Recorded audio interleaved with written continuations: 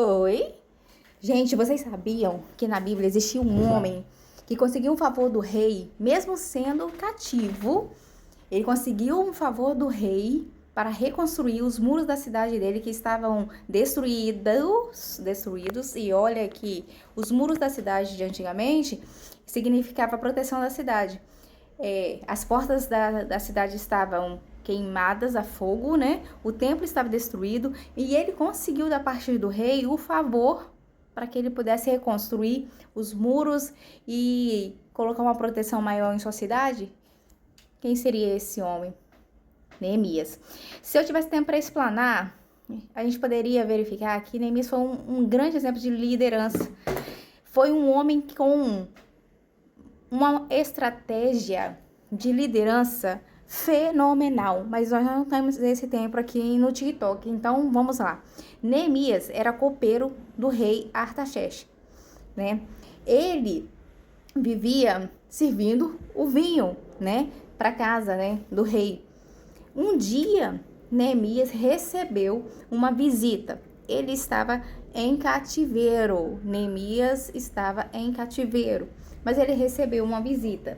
Neemias, capítulo 1, diz assim: Palavras de Neemias, filho de Acalias, no mês de Quisleu, no 20º ano, estando eu na cidade de Suzã, Anani, um dos meus irmãos, veio de Judá com alguns homens. Perguntei-lhe pelos judeus que escaparam, que restaram do cativeiro e acerca de Jerusalém. Disseram-me: os restantes que sobreviveram ao cativeiro lá na província estão em grande miséria e desprezo. Os muros de Jerusalém estão derrubados e as portas queimadas. Ouvindo essas palavras, assentei-me, chorei, lamentei por alguns dias, jejuei e orei perante Deus, o Deus do céu. E aí começa ele a orar, e aqui tem a oração de Neemias, como é que ele orou. Já no capítulo 2, vem a resposta de Deus para Neemias, né? Ele estava lá, era um copeiro. Ele estava...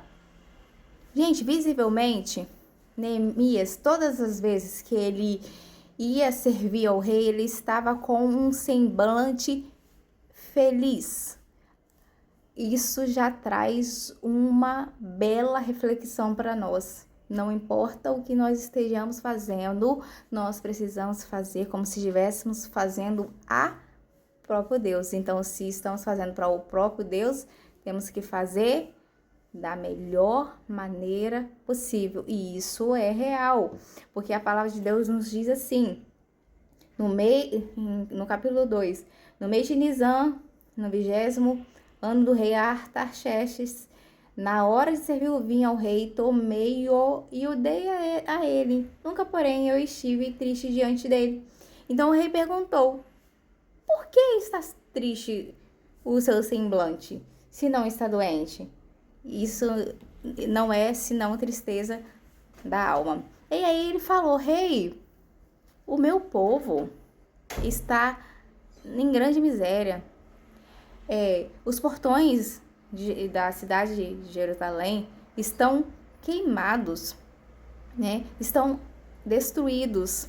Eu estou afligido, rei. E dá para ver que o rei gostava de Neemias. A importância de ser um bom servo, né? Ele já tinha um cargo de confiança.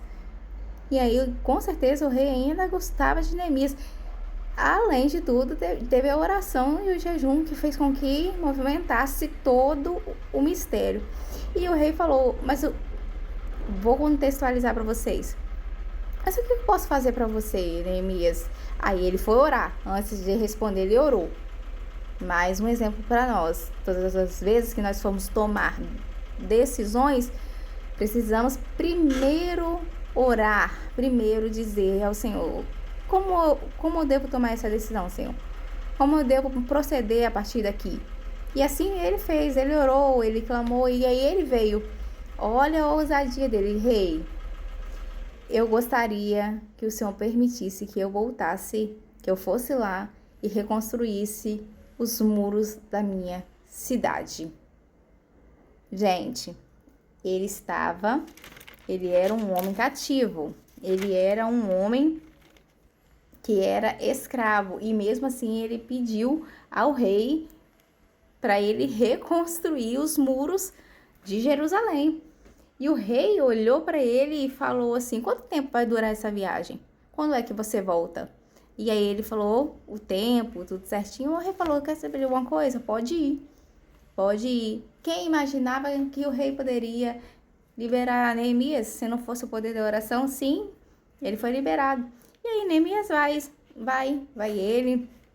Chegando lá, ele dá uma aula de liderança. Não tenho tempo para falar isso aqui no TikTok. Se eu pudesse, realmente daria detalhe por detalhe. Mas aí a gente vai vendo que Neemias, quando ele chega a reconstruir os muros, ele pega para fazer também. Ele começa a reconstruir, bora reconstruir os muros. Gente, todas as vezes que você tá no chão e que você decide, não, a partir de agora eu vou recomeçar, vai incomodar alguém. Alguém vai se levantar. Não, primeiro vai incomodar o inferno e depois vai incomodar pessoas que estavam, vamos dizer, satisfeitas, que estavam acomodadas em ver você parado e derrotado. E assim foi, enquanto Jerusalém estava lá, sitiada, com as portas queimadas do templo e nem muro tinha para proteção, nada acontecia. Mas quando Neemias chegou, começou a reunir o pouco povo que ainda estava ali, e ele pegou e numa aula de liderança reuniu todo esse povo, subiu e começou a trabalhar. Olha, não ficaram calados, não ficaram parados. Eles foram para lá e eles tentaram de todas as formas mandar parar a construção. Podemos ver em Neemias capítulo 6. Ouvindo Sambalate, Tobias e Gesem, o arábio, e o restante dos nossos inimigos, que eu tinha edificado um muro e que nele não havia brecha alguma, embora até este tempo não tivesse posto as portas nos portais, Sambalate e Gesem mandaram dizer: vem e congreguemo-nos juntamente nas aldeias no vale do Ono, porém intentava fazer mal, já estavam com medo de Neemias. E aí Neemias manda a resposta: enviei-lhes mensageiro com a resposta: faça uma grande obra de modo que não poderei descer, né? E antes disso eles já haviam tentado falar, pessoas já haviam falado para Neemias: não adianta não, Neemias, não vai adiantar, ó o barulho, não vai adiantar não. Isso aí, ó, vai cair com facilidade. Essas pedrinhas que você vai colocando, vai cair com facilidade. E ele continuava lá em cima. Estou no meio de uma grande obra, não posso parar. Quando chegou Sambalate, Tobias e Gesem, e desce que a gente quer conversar com você. Foram 4 convites. Mas aqui está escrito em Neemias capítulo 6 que eles queriam era fazer mal a Neemias. E ele falava: estou no meio de uma grande obra e não posso parar. E quer saber o resultado? A obra foi bem sucedida, o muro foi reconstruído e eles conseguiram o objetivo deles. É assim, é desse jeito. Toda vez que você quer reconstruir alguma coisa, família, quer reconstruir uma área financeira, a área espiritual, vai ter. Com certeza vão haver pessoas que vão tentar te parar, mas não parem, continue, vai em frente, você vai vencer, assim como Neemias. Se tivesse mais tempo a gente explanava mais, mas quem sabe a gente faça uma parte 2. Deus os abençoe.